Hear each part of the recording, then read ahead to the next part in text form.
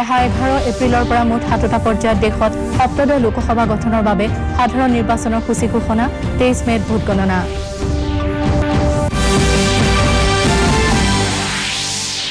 নিৰ্বাচন আয়োগে ঘোষণা কৰা সূচী অনুসৰি অসমত 11, 18 আৰু 23 এপ্ৰিলত 3টা পৰ্যায়ত লোকসভা নিৰ্বাচনৰ ভোট গ্ৰহণ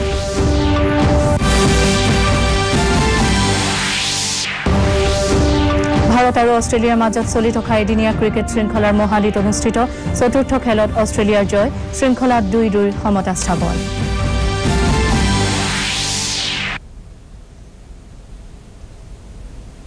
নমস্কাৰ পুৱাৰ বাতৰিলৈ স্বাগতম জনাইছো ষ্টুডিঅত মই ৰশ্মিৰেখা শৰ্মা এতিয়া বিতং বাতৰি বিশ্বৰ সৰ্ববৃহৎ গণতন্ত্ৰ ভাৰতত অহা 11 এপ্ৰিলৰ পৰা মুঠ 7টা পৰ্যায়ত সাধাৰণ নিৰ্বাচন অনুষ্ঠিত হ'ব কালি নিৰ্বাচন আয়োগে এখন সংবাদমেলৰ জৰিয়তে লোকসভা নিৰ্বাচনৰ সূচী ঘোষণা কৰে নতুন দিল্লীৰ বিজ্ঞান ভৱনত আয়োজন কৰা এই সংবাদমেলত মুখ্য নিৰ্বাচন আয়ুক্ত সুনীল অৰোৰাই কয় যে এইবাৰ অহা 11 এপ্ৰিলৰ পৰা মুঠ 7টা পৰ্যায়ত লোকসভা নিৰ্বাচন অনুষ্ঠিত হ'ব অহা 23 মেত নিৰ্বাচনৰ ফল ঘোষণা কৰা হ'ব অহা 11 এপ্ৰিলত প্ৰথম 18 এপ্ৰিলত দ্বিতীয় 23 এপ্ৰিলত তৃতীয় 29 এপ্ৰিলত চতুৰ্থ 6 মেত পঞ্চম 12 মেত ষষ্ঠ আৰু 19 মেত সপ্তম তথা অন্তিম পৰ্যায়ৰ নিৰ্বাচন অনুষ্ঠিত হ'ব মুঠ 20খন ৰাজ্যৰ 91টা সমষ্টিত 11 এপ্ৰিলত প্ৰথম পৰ্যায়ৰ নিৰ্বাচন হ'ব দ্বিতীয় পৰ্যায়ত 13খন ৰাজ্যৰ 97টা সমষ্টিৰ বাবে তৃতীয় পৰ্যায়ত 14খন ৰাজ্যৰ 115টা সমষ্টিৰ বাবে চতুৰ্থ পৰ্যায়ৰ বাবে 9খন ৰাজ্যৰ 71টা পঞ্চম পৰ্যায়ৰ বাবে 7খন ৰাজ্যৰ 51টা ষষ্ঠ পৰ্যায়ৰ বাবে 7খন ৰাজ্যৰ 59টা আৰু সপ্তম পৰ্যায়ৰ বাবে 8খন ৰাজ্যৰ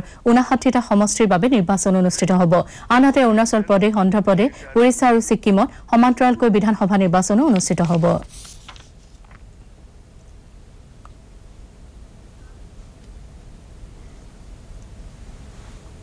নিৰ্বাচন আয়োগে ঘোষণা কৰা সূচী অনুসৰি অসমত 3টা পৰ্যায়ত লোকসভা নিৰ্বাচন অনুষ্ঠিত হ'ব প্ৰথম পৰ্যায়ত 11 এপ্ৰিলত তেজপুৰ কলিয়াবৰ যোৰহাট ডিব্ৰুগড় আৰু লখিমপুৰ এই 5টা সমষ্টিত ভোট গ্ৰহণ হ'ব আনহাতে দ্বিতীয় পৰ্যায়ত 18 এপ্ৰিলত ভোট গ্ৰহণ হ'বলগীয়া সমষ্টি কেইটা 5টা হৈছে কৰিমগঞ্জ শিলচৰ ডিফু মঙলদৈ আৰু নগাঁও আনহাতে বাকি 4টা সমষ্টি ক্ৰমে ধুবুৰী কোকৰাঝাৰ বৰপেটা আৰু গুৱাহাটীত অহা 23 এপ্ৰিলত তৃতীয় পৰ্যায়ত ভোট গ্ৰহণ অনুষ্ঠিত হ'ব এইবাৰ অসমকে ধৰি উত্তৰ পূৰ্বাঞ্চলৰ আটাইকেইখন ৰাজ্যত মুঠ 3টা পৰ্যায়ত নিৰ্বাচন অনুষ্ঠিত হ'ব নিৰ্বাচন নিয়াৰিকৈ আৰু সুকলমে সম্পন্ন কৰিবলৈ নিৰ্বাচন আয়োগে কেইবাটাও নতুন পদক্ষেপ গ্ৰহণ কৰিছে এইবাৰ এন্ড্ৰইড মোবাইল এপ্লিকেশনৰ জৰিয়তে যিকোনো ভোটাৰে নিৰ্বাচনী প্ৰচাৰ সম্পৰ্কীয় অভিযোগ দৃশ্যসহ পুনে পুনে আয়োগক দিব পাৰিব এই ক্ষেত্ৰত অভিযোগকাৰীৰ পৰিচয় গোপনে ৰখা হ'ব বুলি আয়োগে সদৰি কৰে আনহাতে প্ৰতিগৰাকী প্ৰাৰ্থীৰ লগতে ৰাজনৈতিক দলৰ সোশ্যাল মিডিয়া একাউণ্টটো নিৰীক্ষণ কৰিব আয়োগে An additional member, a social domain media expert, is included now in the membership of the MCMC, this Media Certification Monitoring Committee at the state and district level, so as to get inputs from his or her side. Candidates are required to furnish details of their social media account. All political advertisement on social media will also require pay certification. All expenditure on campaigning advertisement on social media is to be included in the election expenditure account. All provisions of Model Code of Conduct shall also apply to the content being posted on social media by candidates and political parties. আগন্তুক লোকসভা নিৰ্বাচনত ৰাজনৈতিক দলসমূহক তেওঁলোকৰ নিৰ্বাচনী বিজ্ঞাপনত দেশৰ প্ৰতিৰক্ষা বাহিনীৰ জোৱানৰ ছবি ব্যৱহাৰ নকৰিবলৈ নিৰ্বাচন আয়োগে আহ্বান জনাইছে আয়োগে এই সম্পৰ্কত ইতিমধ্যে বিভিন্ন ৰাজনৈতিক দলৰ অধ্যক্ষসকললৈ পত্ৰ প্ৰেৰণ কৰিছে পত্ৰখনত আয়োগে কয় যে কেতবোৰ ৰাজনৈতিক দলে তেওঁলোকৰ নিৰ্বাচনী প্ৰচাৰৰ অংশ হিচাপে প্ৰতিৰক্ষা বাহিনীৰ লোকৰ ছবি ব্যৱহাৰ কৰি থকাৰ কথা অৱগত হোৱাৰ পাছতে দলসমূহলৈ এই আহ্বান জনোৱা হৈছে সোণাৰী নগৰত কালি আৰক্ষীয়ে বৃহৎ পৰিমাণৰ ব্ৰাউন সুগাৰ সহ অৰুণাচলৰ এজন যুৱকক কৰায়ত্ব কৰে ডিমাপুৰৰ পৰা ৰেল যোগে গৈ ভজু ষ্টেচনত নমা যুৱকজনৰ পৰা আৰক্ষীয়ে প্ৰায় 30 গ্ৰাম ব্ৰাউন সুগাৰ জব্দ কৰে যুৱকজনৰ এজন সহযোগী পলাই হাৰে লখিমপুৰ জিলাৰ পহুমৰাত কালি দুপৰীয়া সংঘটিত এটা পথ দুৰ্ঘটনাত হৰেন হাজৰিকা নামৰ এজন লোক নিহত হয় পশ্চিম তেলাহী গাঁও পঞ্চায়তৰ অন্তৰ্গত আজাৰগুৰি গাঁৱৰ হৰেন হাজৰিকাৰ পত্নী আৰু পুত্ৰসহ মটৰচাইকেলেৰে গৈ থকা অৱস্থাত পহুমৰাত 15 নম্বৰ ৰাষ্ট্ৰীয় ঘাইপথত এখন ডাম্পাৰে পিছফালৰ পৰা খুন্দিওৱাৰ ফলতে দুৰ্ঘটনাটো সংঘটিত হয় ঘটনাটোত নিহত লোকজনৰ পত্নী আৰু 5 বছৰীয়া পুত্ৰ সন্তান গুৰুতৰভাৱে আহত হোৱাত তেওঁলোকক ততাতৈয়াকৈ লখিমপুৰ অসামৰিক চিকিৎসালয়ত ভৰ্তি কৰোৱা হৈছে ৰঙিয়া হলমাৰীত কালি সংঘটিত এটা অগ্নিকাণ্ডত এখন দোকান সম্পূৰ্ণৰূপে ভস্মীভূত হয় বৈদ্যুতিক শৰ্ট সাৰ্কিটৰ ফলত অগ্নিকাণ্ডৰ সূত্ৰপাত হোৱা বুলি সন্দেহ কৰা হৈছে অগ্নি নিৰ্বাপক বাহিনীয়ে তৎপৰতাৰে জুই নুবাবলৈ সক্ষম হয় অৱশ্যে অগ্নিকাণ্ডৰ ফলত হোৱা ক্ষয়ক্ষতিৰ পৰিমাণ এতিয়াও জানিব পৰা নাই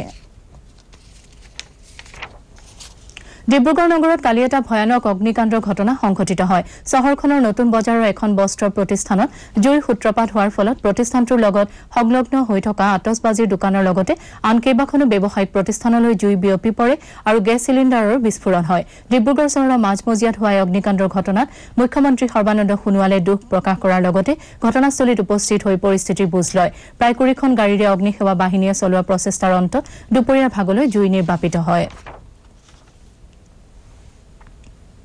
ভাৰত আৰু অষ্ট্ৰেলিয়াৰ মাজত চলি থকা 5খনীয়া এদিনীয়া ক্ৰিকেট শৃংখলাৰ কালি মহালিত অনুষ্ঠিত চতুৰ্থখন খেলত অষ্ট্ৰেলিয়াই 4 উইকেটত চমকপ্ৰদ জয় সাব্যস্ত কৰে খেলখনত প্ৰথমে বেট ধৰি ভাৰতে প্ৰত্যয়জনক আৰম্ভণি কৰে দুই অপেনাৰ ৰোহিত শৰ্মা আৰু শিখৰ ধাৱানে দলক শক্তিশালী স্থিতিত উপনীত কৰে ধাৱানে 143 ৰানৰ বৰঙণি আগবঢ়ায় ভাৰতৰ নিৰ্ধাৰিত 50 অভাৰত 9 উইকেটত 358 ৰানৰ প্ৰত্যুত্তৰত অষ্ট্ৰেলিয়া দলে 12 ৰানতে দুটা উইকেট হেৰুৱাই হলঠেকত পৰে যদিও ওছমান খাৱাজাৰ 91 পিটাৰ হেন্ডস্কম্বৰ 117 আৰু এষ্টন টাৰ্নাৰৰ মাৰমুখী 84 ৰানৰ সহায়ত দলে 47 অভাৰ 5টা বলতে 6টা উইকেট হেৰুৱাই 359 ৰান কৰি বিজয় সাব্যস্ত কৰে এই জয়েৰে অষ্ট্ৰেলিয়া শৃংখলাত 2-2 সমতা স্থাপন কৰে ভোটদান সম্পৰ্কে সজাগতা সৃষ্টিৰ উদ্দেশ্যে আজি পূব গুৱাহাটীৰ লতাশিল খেলপথাৰত এটা সজাগতা দৌৰৰ আয়োজন কৰা হয় কামৰূপ মহানগৰ জিলা প্ৰশাসনৰ সহযোগত মুখ্য নিৰ্বাচন বিষয়াৰ কাৰ্যালয়ে আয়োজন কৰা এই কাৰ্যসূচীত কামৰূপ মহানগৰ জিলাৰ উপায়ুক্ত বিশ্বজিৎ পেগু নিৰ্বাচন বিষয়া জিমলি শইকীয়া আদিকে ধৰি কেইবাজনো উচ্চপদস্থ বিষয়াই অংশগ্ৰহণ কৰে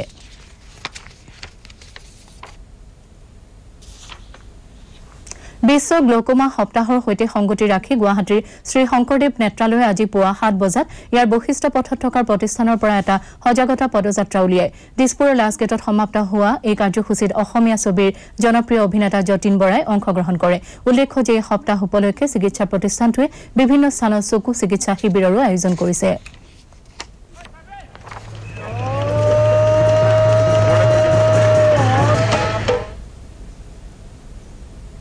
বাক্সা জিলাৰ হালবাৰী মহকুমাৰ অন্তৰ্গত ৰূপহী হাইস্কুল খেলপথাৰত কালি ইউনাইটেড পিপলছ পাৰ্টি লিবাৰেল চমুকৈ ইউপিপিএলৰ প্ৰথম ত্ৰিবাৰ্ষিক অধিৱেশন অনুষ্ঠিত হয় এই উপলক্ষে সোমনাথ নাৰ্জাৰীৰ সভাপতিত্বত অনুষ্ঠিত মুকলি সভাত ইউপিপিএলৰ সভাপতি উৰ্খাও গৌৰৱ ব্ৰহ্মই ভাষণ দি শাসনাধিষ্ঠিত বিজেপি চৰকাৰ আৰু বিপিএফক সমালোচনা কৰে সভাত বিজেপি আৰু বিপিএফ দলৰ প্ৰায় 100 কৰ্মীয়ে ইউপিপিএলত আনুষ্ঠানিকভাৱে যোগদান কৰে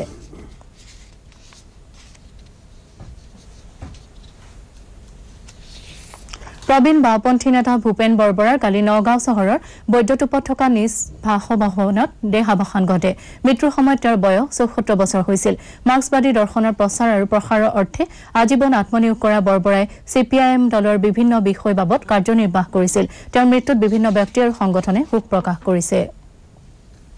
হাইলাকান্দি জিলাৰ সামাৰিকুনা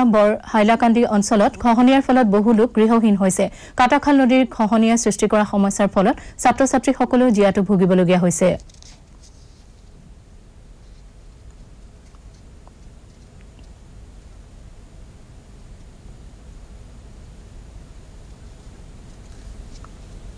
বঙাইগাঁও চহৰৰ বৰপাৰা ৰাজহুৱা খেলপথাৰত কালি সদৌ অসম সূত্ৰধৰ ছাত্ৰ সন্থাৰ জাতীয় অভিৱৰ্তন অনুষ্ঠিত হয় সংগঠনটোৰ সভাপতি টোপেন সূত্ৰধৰৰ সভাপতিত্বত অনুষ্ঠিত মুকলি সভাত সদৌ অসম ছাত্ৰ সন্থাৰ সভাপতি দীপাংক নাথকে ধৰি কেইবাগৰাকী বিশিষ্ট ব্যক্তিয়ে অংশগ্ৰহণ কৰে বাতৰি শেষ কৰাৰ আগতে প্ৰধান বাতৰিসমূহ আকৌ এবাৰ অহা 11 এপ্ৰিলৰ পৰা মুঠ 7টা পৰ্যায়ত দেশত সপ্তদশ লোকসভা গঠনৰ বাবে সাধাৰণ নিৰ্বাচনৰ সূচী ঘোষণা 23 মেত ভোট গণনা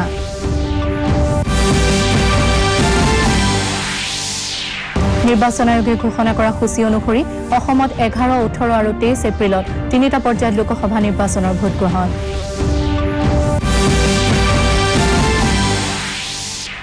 আৰু ভাৰত আৰু অষ্ট্ৰেলিয়াৰ মাজত চলি থকা এদিনীয়া ক্ৰিকেট শৃংখলাৰ মহালিত অনুষ্ঠিত চতুৰ্থ খেলত অষ্ট্ৰেলিয়াৰ জয় শৃংখলাত 2-2 সমতা স্থাপন